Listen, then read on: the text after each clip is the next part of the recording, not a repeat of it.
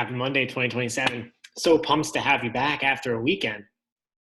Let's dive right into today's classwork, shall we? We shall. Lesson 8.1. Can you believe this is already lesson 8.1? I cannot believe we've been doing this for this long. You guys have gotten so good at it. Monday, May 18th. Question number 1. What does it mean to persuade someone? The correct answer should have been to persuade someone means to convince them to do something or to think something. If you had any one of those possible answers, to persuade someone means to have them convince them to do something or think something, I would have counted that as correct. Give an example of a time you would need to persuade someone. One example of a time I would need to persuade someone is, let me think, when would I need to convince people? Oh, I have an idea, is if my mom asked me to take out the garbage or clean my room, I could persuade her or convince her to make my brother do it. Sounds like a great way to use persuasion to me.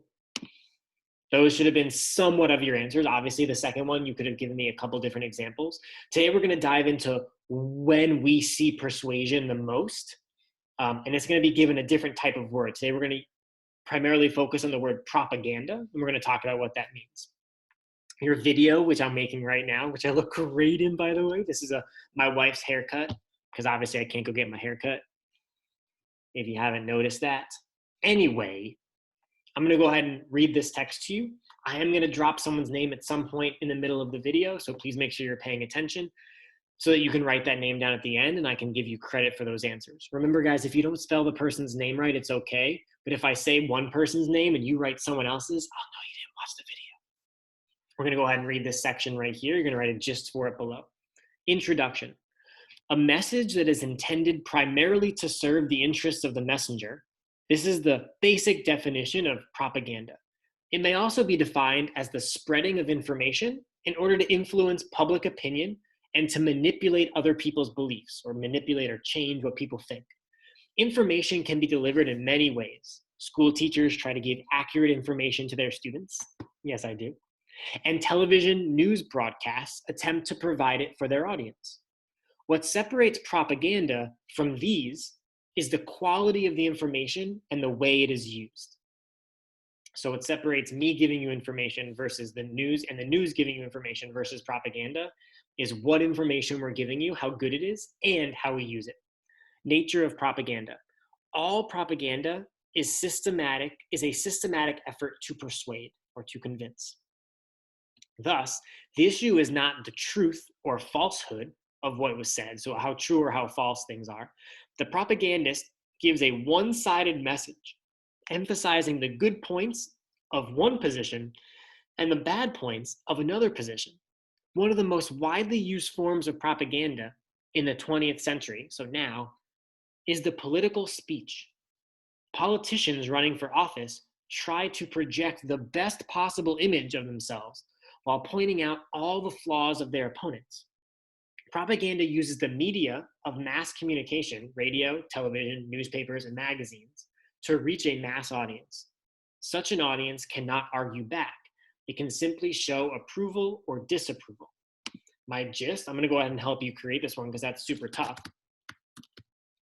Propaganda, which obviously is my topic, is the spreading of one-sided information.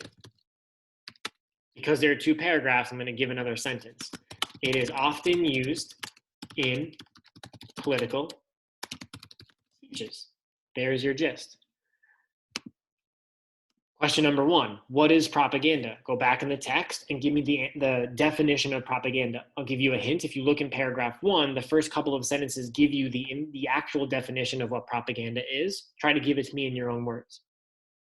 Question number 2, according to the text, what is the most widely used form of propaganda? Meaning, where do we see propaganda being used the most?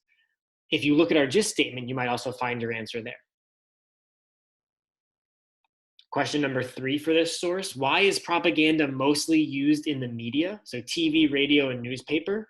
If you go back and you read the nature of propaganda, in there it actually tells you why we only use propaganda on, or why we mostly use propaganda in radio, television, newspapers, and magazines. Why is that the way that we advertise propaganda? Why do we use those sources?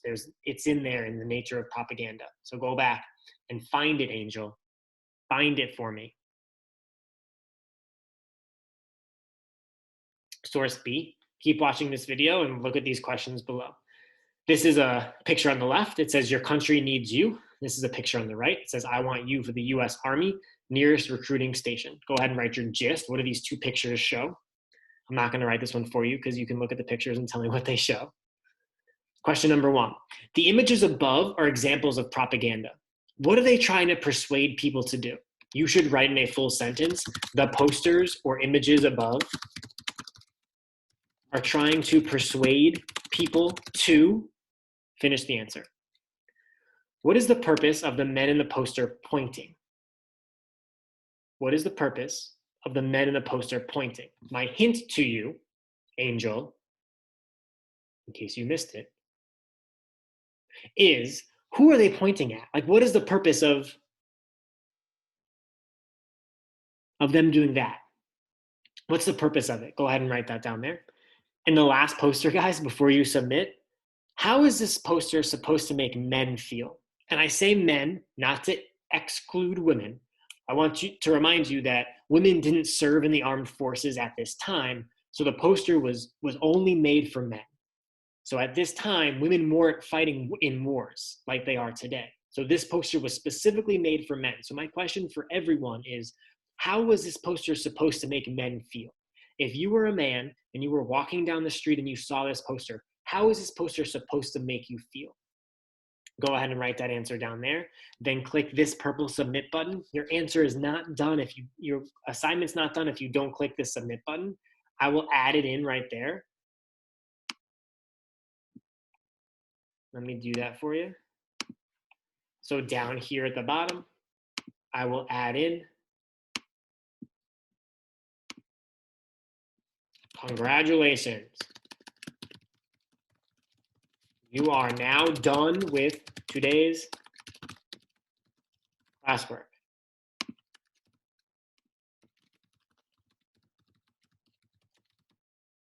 Please click submit below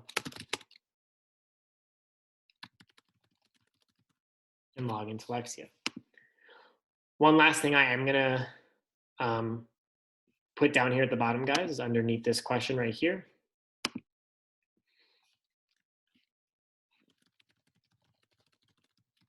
I'm going to ask you to go through the checklist that I have right down here, and I'm going to go through with you right now what this checklist actually is. So you're going to get checkbox. The first thing I'm going to do is every question answered on topic, meaning did you answer every single question on topic? The next thing I want to have you do is every question, I should put a question mark up here, is every question a full and complete sentence. Every question should be a full and complete sentence. And what that's going to look like for you guys when you go over to yours is, let me put the answers in here. When you get down to yours, it's going to look like this. So you have to check and check. You have to check those two things. I don't do it just so you can check them. Go back and double check to make sure that your work is full and complete. If you have these two things, most likely you would have gotten a complete or high quality homework. All right. Have a good rest of your Monday, guys. Go ahead and finish all 3 of your other classroom assignments so you can be entered into that raffle to win a pizza that Dwayne Wright won a couple weeks ago because he did all 4 of his assignments one day. Get those done, guys. I will see you later.